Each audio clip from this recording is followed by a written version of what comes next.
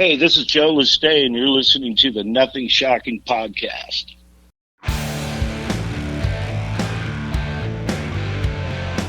Want to know what's going on in the world of music? Then tune in to the Nothing Shocking podcast, a non-genre based, all ages friendly rock and roll program. Join us weekly for interviews with all your favorite rock stars from the mainstream to the underground. You can find us at nothingshocking.libsyn.com or anywhere you download podcasts.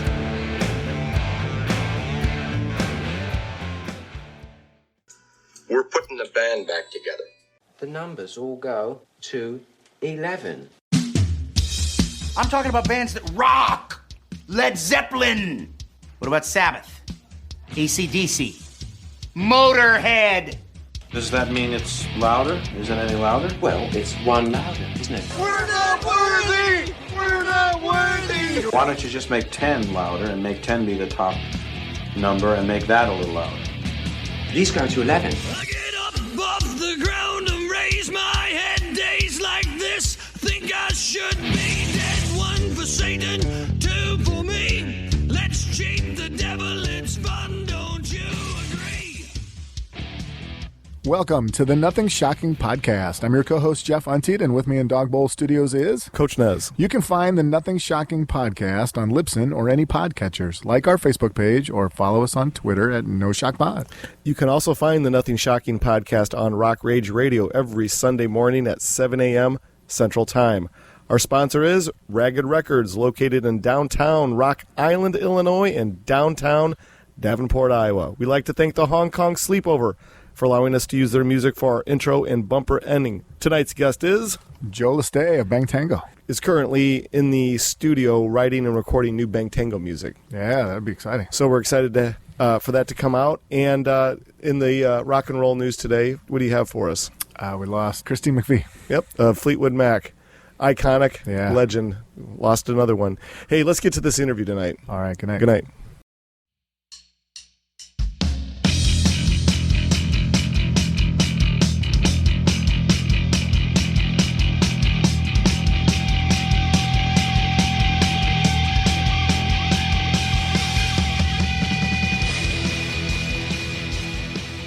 Joe, welcome to the Nothing Shocking podcast. I'd like to introduce you, my co-host, Jeff Untied. Joe, thanks for joining us tonight. Absolutely, guys. Well, thank you for agreeing to do this with us. Thank you for the correspondence. We're excited to have you tonight. Yeah. I'm honored. All right. Well, hey, you are currently writing and recording new Bang Tango music. Can you give us an insight of this new Bang Tango music, and when can we expect to hear it? Well, right now, I'm actually in Vegas at the studio. We're working on it right now. We've got a couple. We want to release one song first. We got a lot of songs, but we're just it's just like the making of the making of this has been. It's been a lot of fun, I got to tell you, and it's been fun, and it's Kyle, Kyle and myself, and we're in writing most of everything, and then we've got our guitar players within a stone's throw, and the drummer and everybody comes down to check it out, do their parts.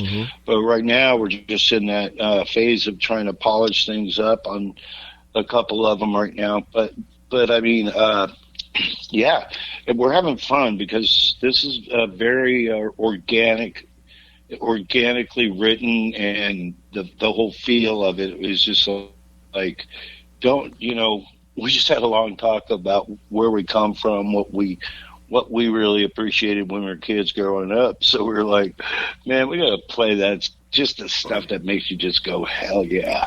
You know what I mean? Fantastic. Yeah. You want to walk into a bar and go, right on, man. And then then you want to be at the concert going, right on, man. Absolutely. Well, you kind of bring up an interesting topic. The approach to creating and releasing new music in this modern age is now more singles driven. Let's face it, Bang Tango origins is album oriented rock. In your mind, what is idealistic for you and for the rest of the band? Is it releasing singles at a time now, or is it the eventual full-length album? It's funny you would say that.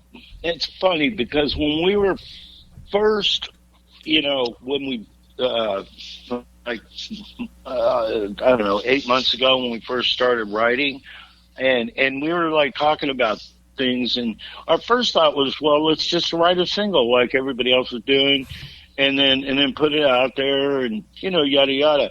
But then as we started writing, it started taking form to a point you're going, I don't know if I like that one better, or if I like that one better, or if I like that one better. What would now you're at that kind of phase where you're trying to figure out what's best. So we just keep going, and keep writing, and every day is a new day, and it's been fun. And I think what we're going to do is when we're all finished with all the little things that you have to do toward polish it up and make it sound the way we want it to sound. It'll be a little while. I don't expect too long, but I guess the point would be, of course, we're probably going to put one song out of the whole album and then release the album following, because it's kind of like, I love it nowadays when, it's still an old school thing. If you think about it, you're just putting a single out there, run up the flagpole. If somebody really likes it and they start loving it, next thing you know, right? Yeah, for sure. Jeff, you got the next one? Oh, yeah. Can you just talk a little bit more about your experience in the studio and your approach to songwriting? How does it work for you? Like I said, it's there's a lot of interesting things subjects and a lot of things that I miss about music that I try to write about, and I don't really like Kyle says, I don't really think about it too much. I just start. It's like watching a rapper or a poet just kind of go for it, and then you kick back and go, holy shit, that sounded great. You know what I mean? Yeah. And as a matter of fact, that's probably the coolest thing I've heard you say in a long time. And I go, really? And you'd never think it came from me. I look back at some of my albums, I go, yeah, that guy's good. Look, that was pretty cool. Well, I guess, when you're talking about songwriting, the evolution of your songwriting, has it changed? Has it matured since the earlier days of Bang Tango, or is it still the same blueprint? No, that's like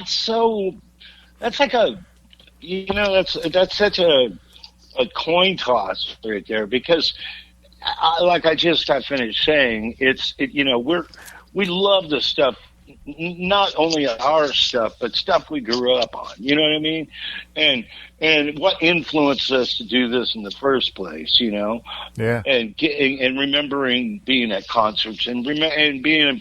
It's important to think about.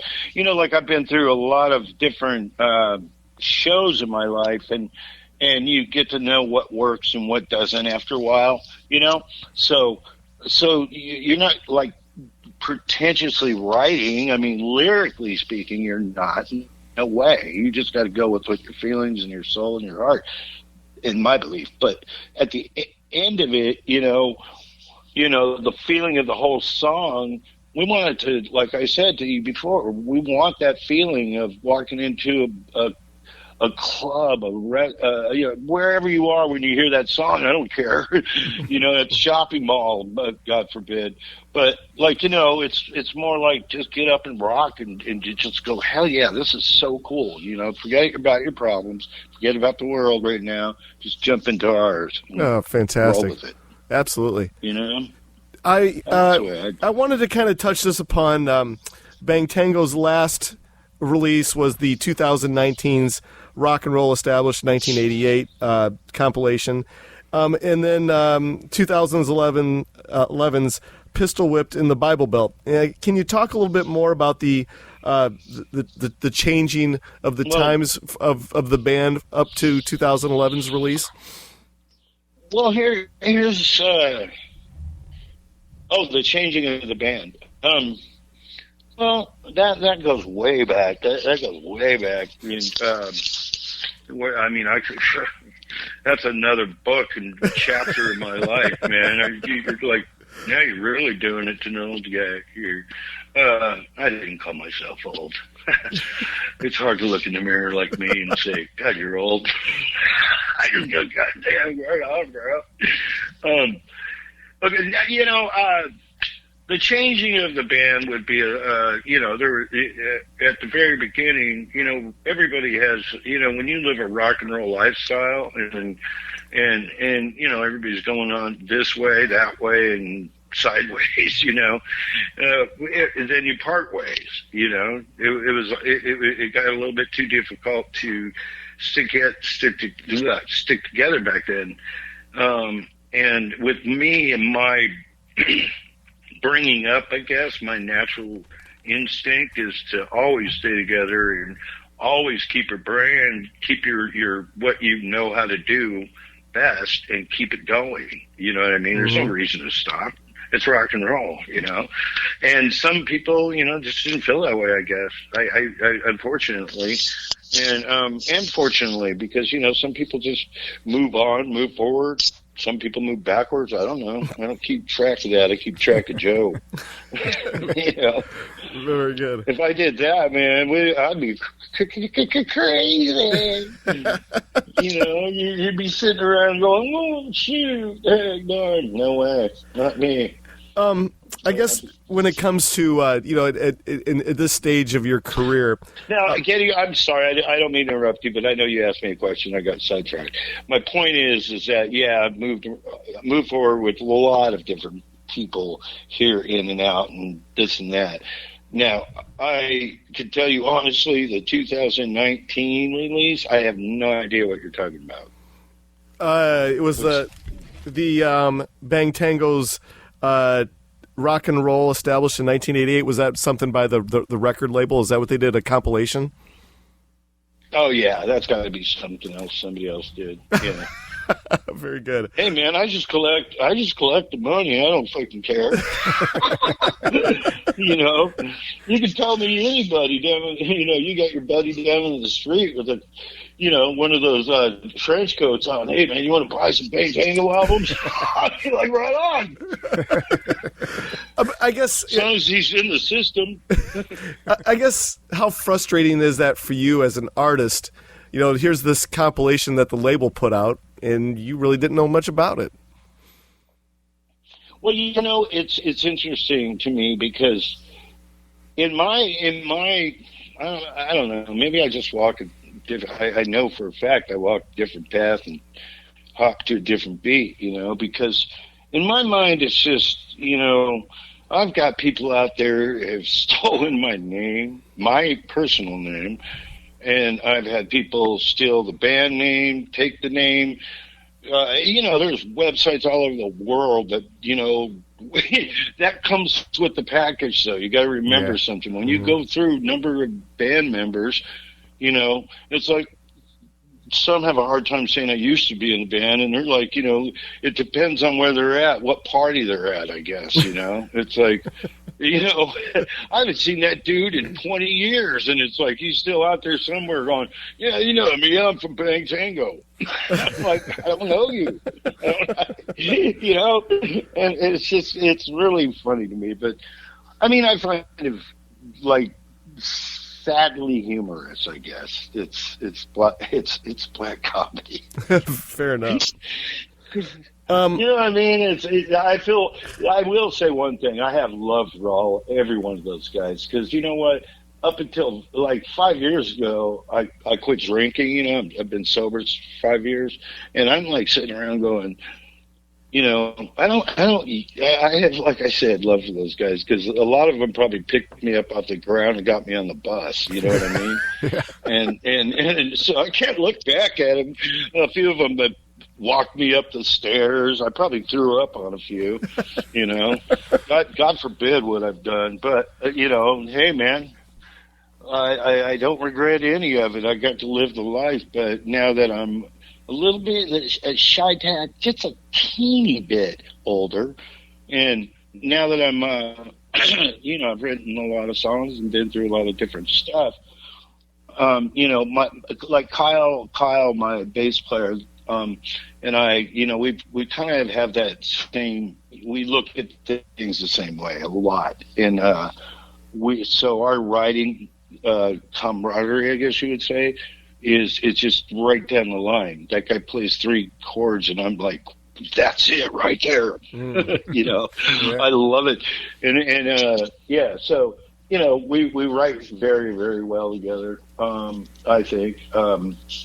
And so, it's all going around the world and coming back in different places. That's all it is. Oh, very good. Yeah. Do you have any fond memories of the Dancing on Cole's tour with Cheap Trick? I have many. That was an amazing. Oh God, that was a great tour. My favorite part of the tour was hands down. Well, I got a lot of. I mean, those guys are awesome, man. If you ever get a chance, and you're just like, you grow up, and it's like, Mama told me, and next thing you know, you're on a bus cruising down the road, following them, going, oh no way, this is killer.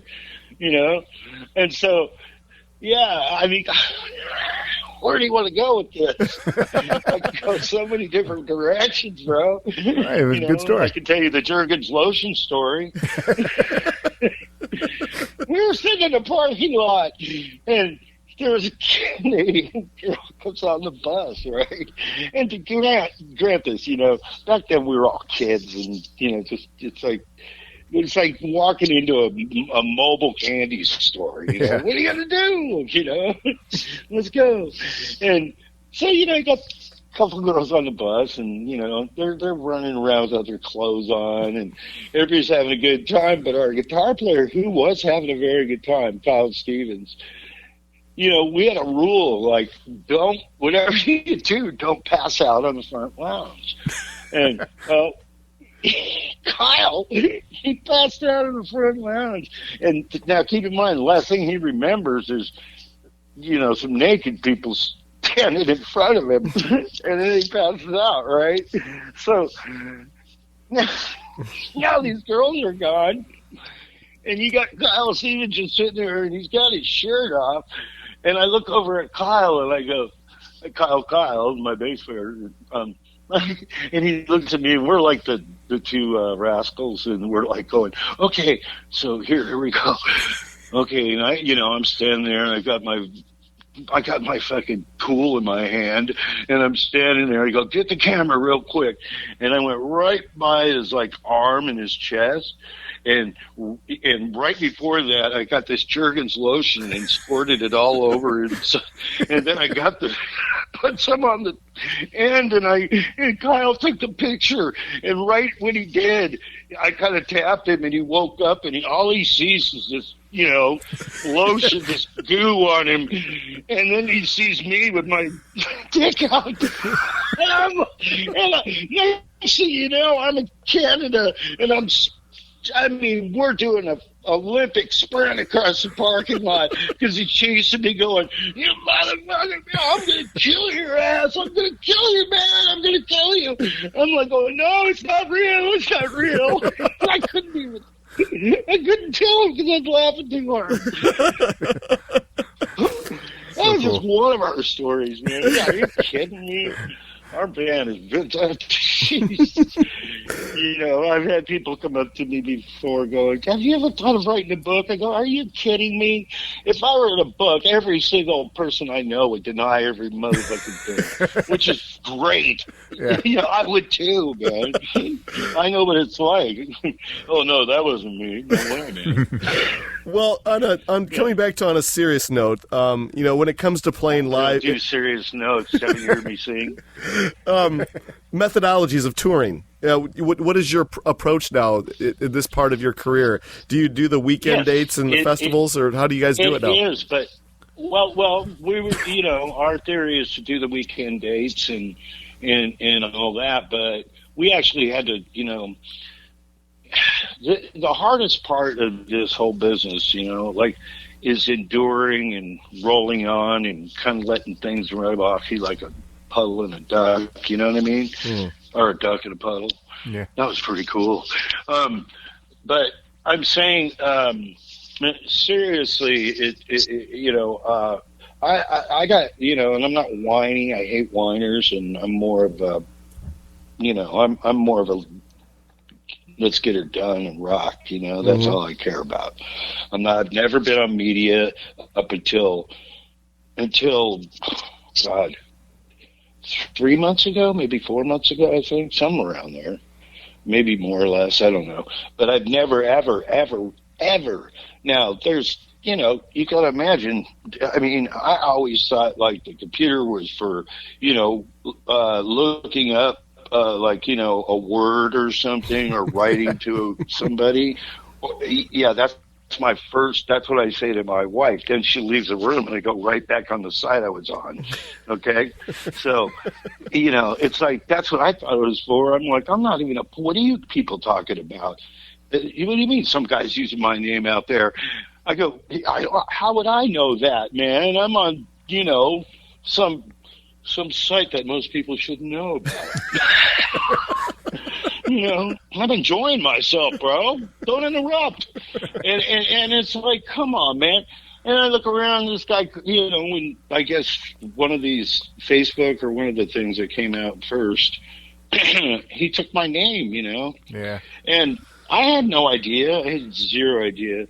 And having zero idea about these things, because my whole, my rock and roll comes back straight up from the 70s, and it's like, I never really got into, maybe I should have, maybe I shouldn't have. I have no idea, but I honestly never, the only time I even seen Facebook is when somebody was on the bus and go, hey, look at this picture or something, but I otherwise, no, don't show me. I don't, good comments are awesome. Bad comments might have their place too, but I don't want to hear any of it, to be honest with you. I just want to do my thing, But when I find out people are taking my name, then they're trying to use the name, and they're trying to use the name over here because they had played 25 years ago, or they played, I don't know, 2, 3, 4, 5 years ago, It's like, hands down, bottom line, for the last few years now, I've been back working with Kyle again.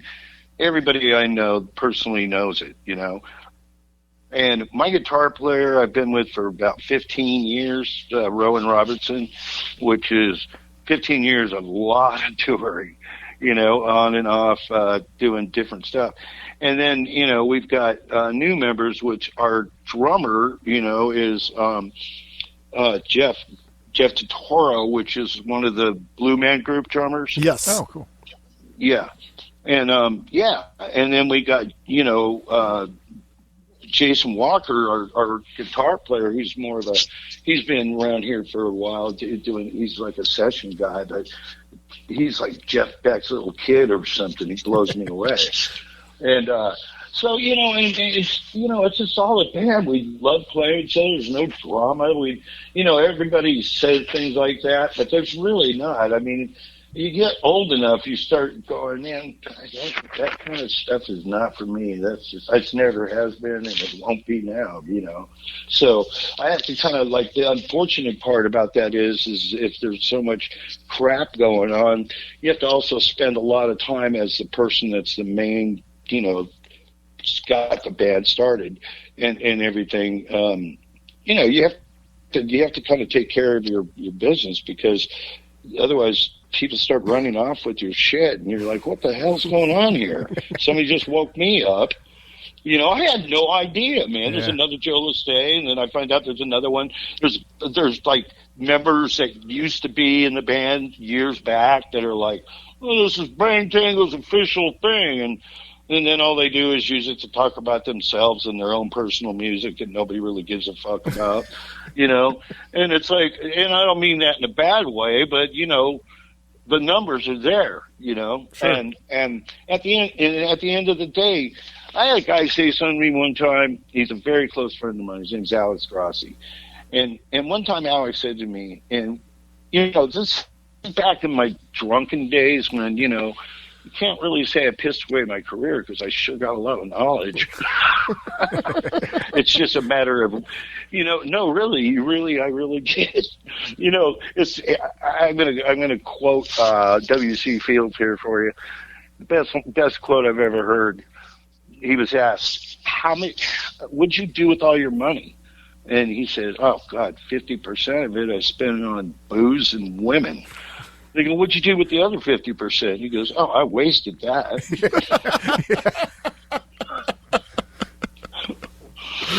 So, I truly believe that if you live in your own head and you're fine and you spread love and kindness to other people, and try to look for more things in, as look inside yourself and look in them and try to see the simple, what am I trying to say? You're trying to see not the different. Don't look at the differences. Look at the similarities.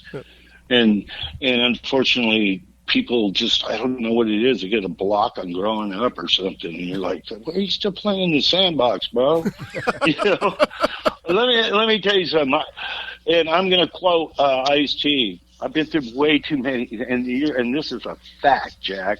I've been through way too many storms to let a couple raindrops bother me. Oh, very good. Yeah. Very good. Well, Jeff, it's true.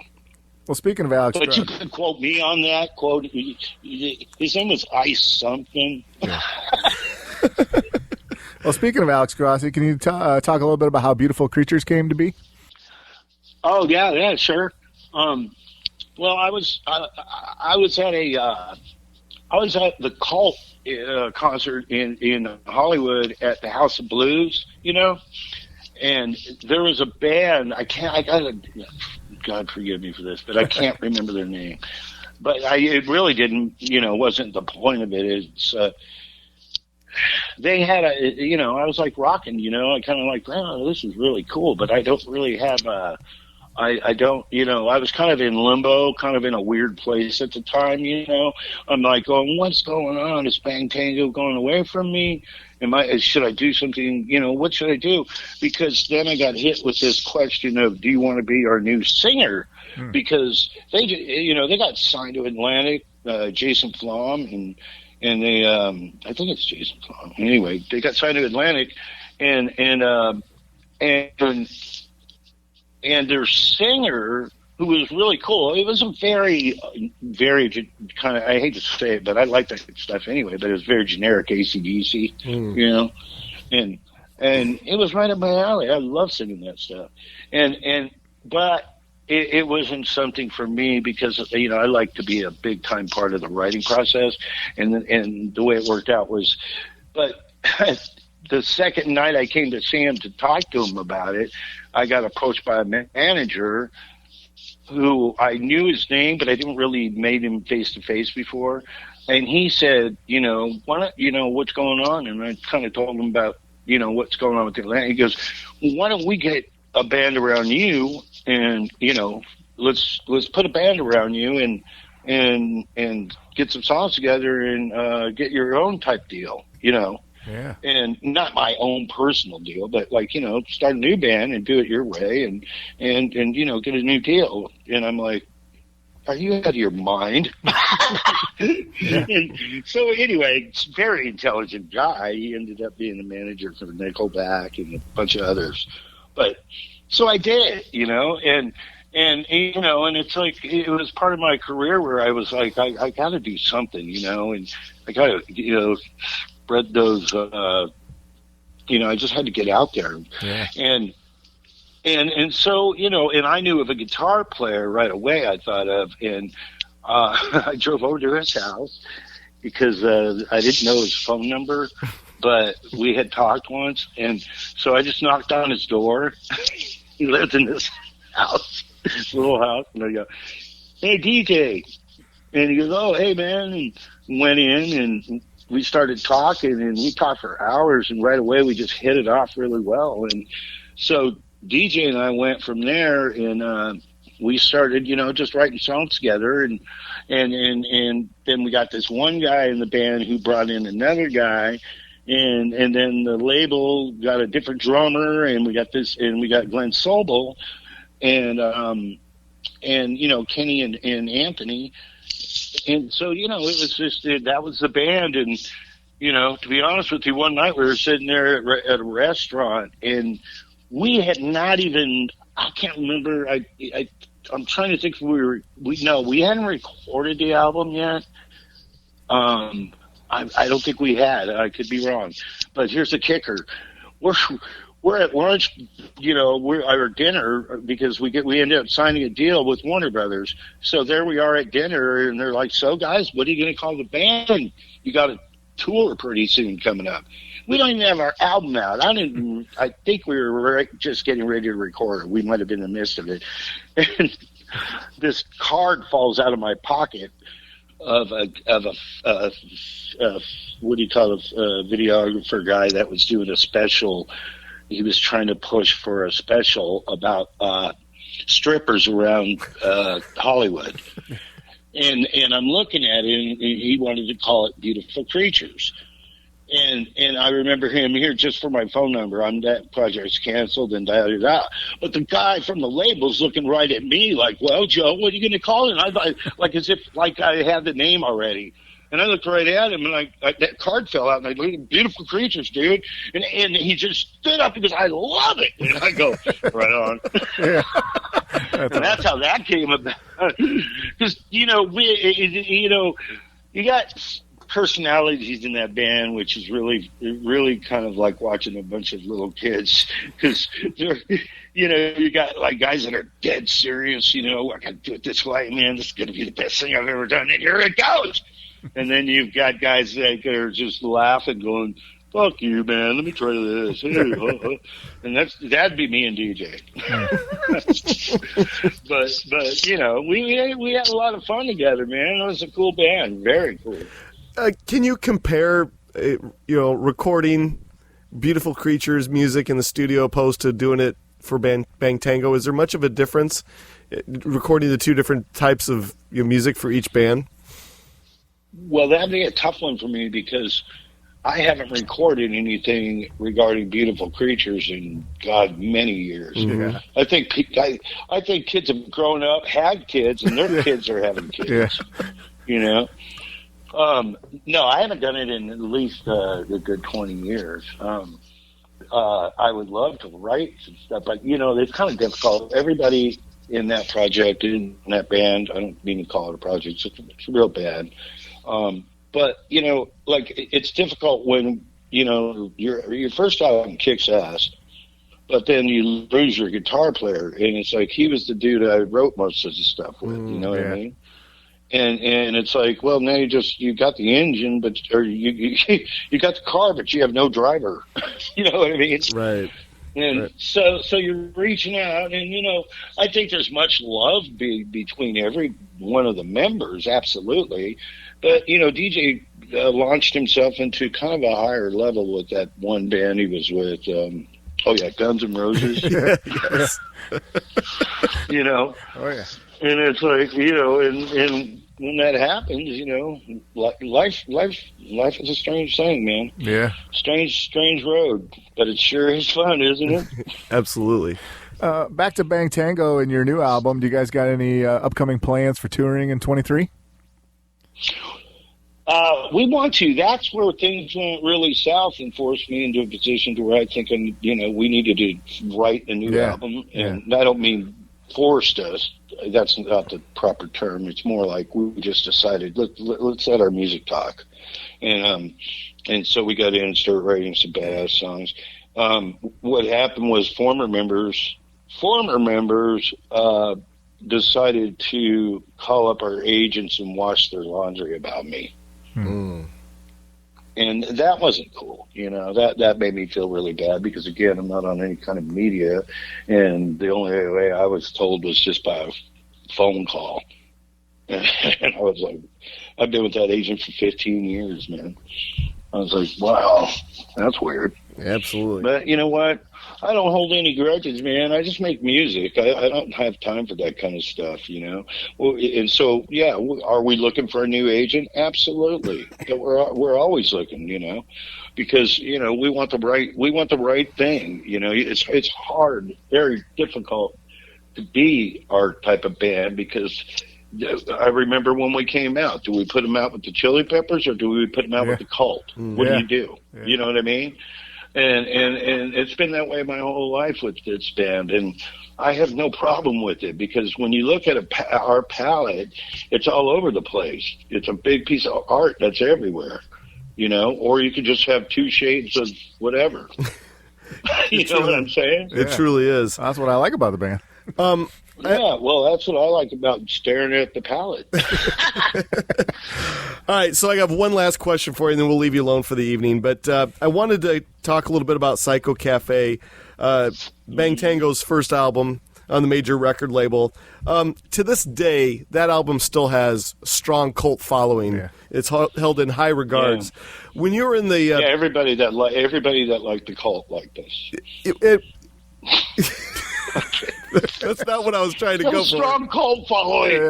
Yeah. Well, you have a strong Jonas Brothers following. Well, I meant to say like the. I'm just kidding, man.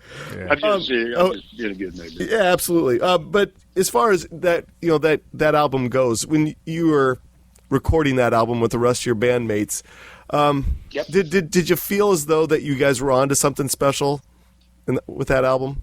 Well, that, it's funny. I just kind of slightly answered that question the other day too. What that is I could never tell you, man. It's like seeing your kid born, in a way, because we're in such a. They purposely do these strategic things so bands don't.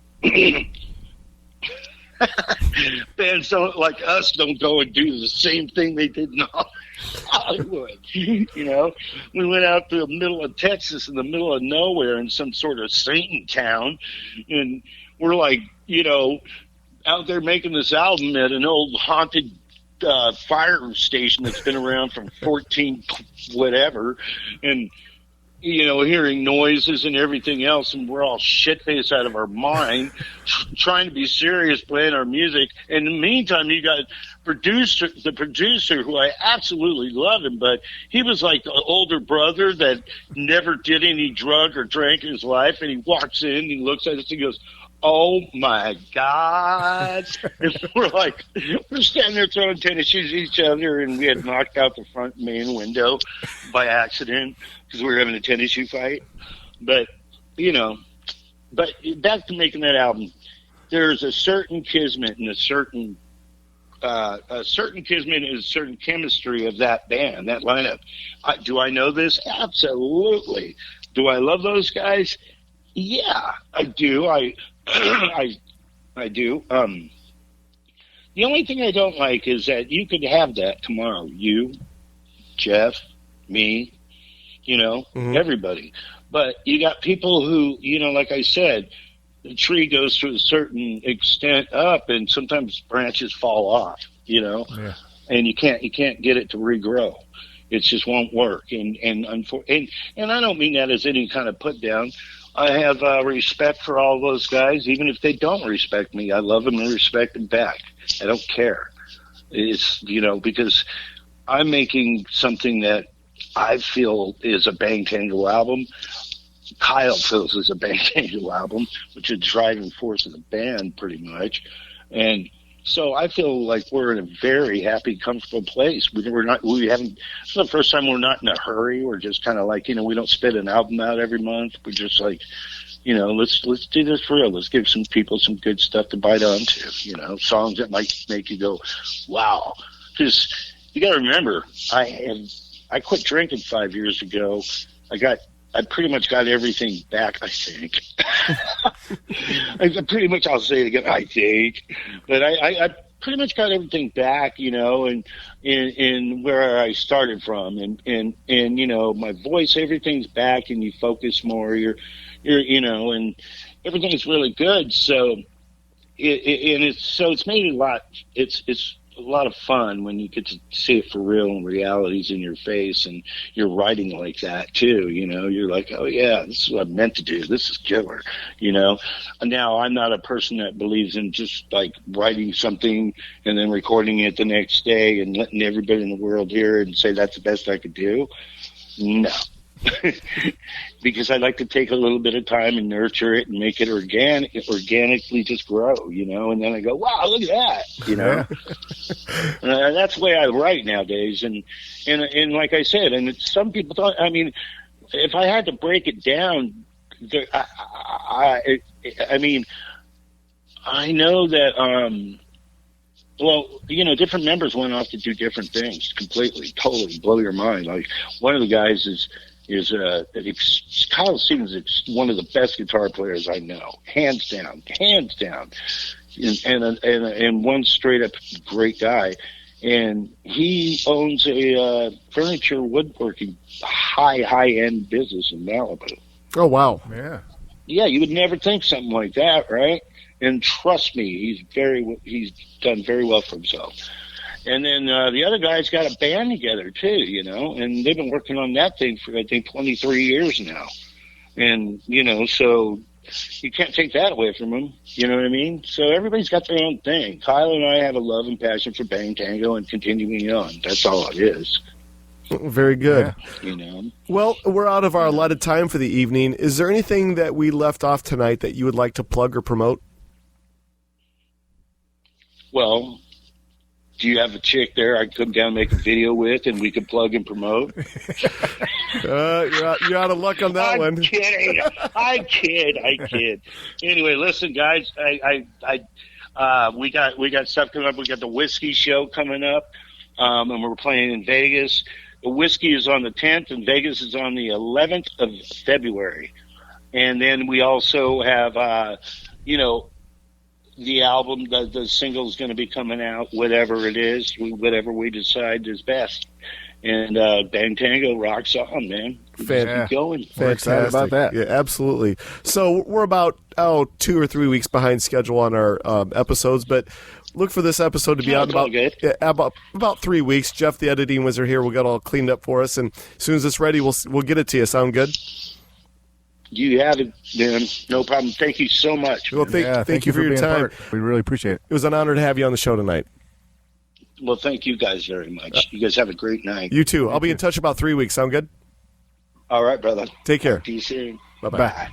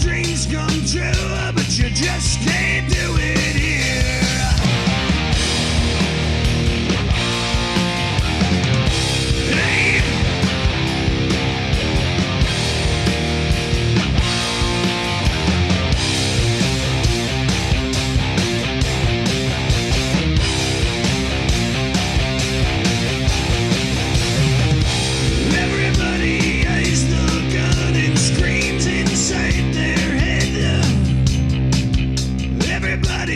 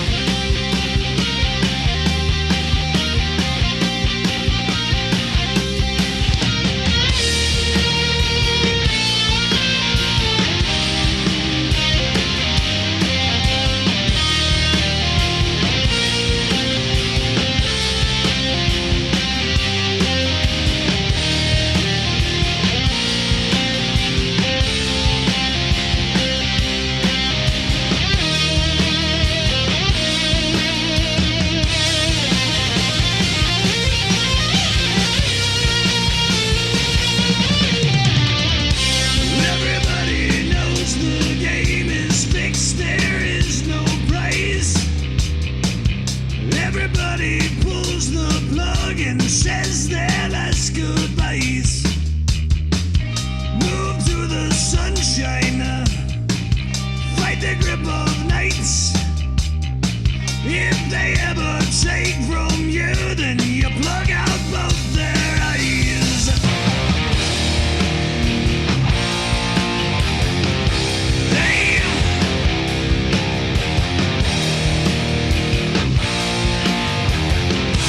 roll the dice.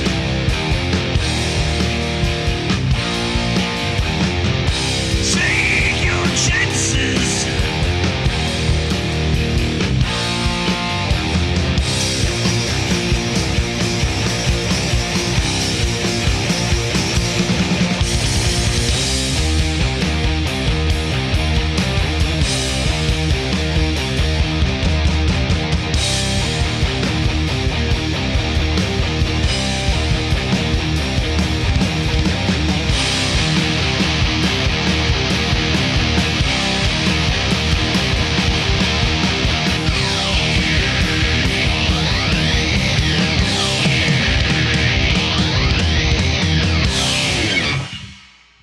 Welcome to the night. You think you know Night Demon? Then the Night Demon Heavy Metal Podcast is for you. Step into the darkness as we peel back the curtain to give you an unprecedented, all-access look into the mind and the heart of the demon. We're talking band history, song analysis, studio anecdotes, stories from the road. It's everything a diehard Night Demon fan could want and more. This is the only place to learn the inside scoop, the deep dive trivia, the untold tales from the band members themselves and those closest to the Night Demon story. Need more?